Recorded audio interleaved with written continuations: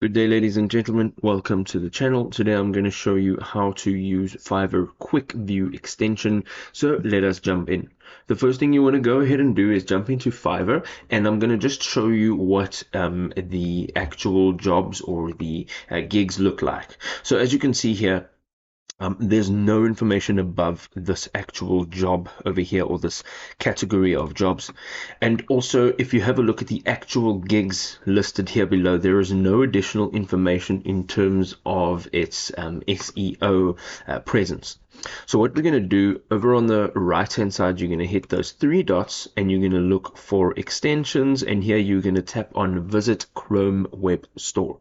Now from here you can go ahead and type in Fiverr Quick View. Now it'll come up as your first result, and this is what it looks like.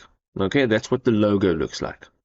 We're going to tap on Add to Chrome, and here we're going to add the extension to our Chrome browser. Alright, so it's now been added. We're going to just close this and we're going to jump back in here.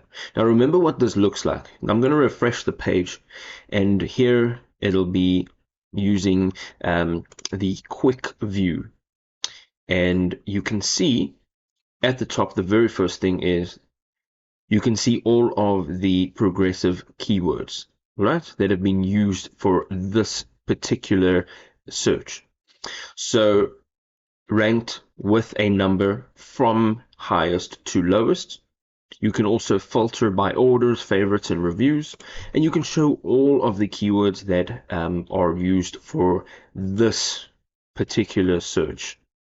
As you go down here, you will actually be able to see on each person's gig, just underneath their price range, you will see some keywords. Now these are the keywords that these people have used. Okay, again, you can also see, as it shows over here, your orders, favorites, and reviews. You can see how many orders are queued, how many favorites, and how many reviews this individual has.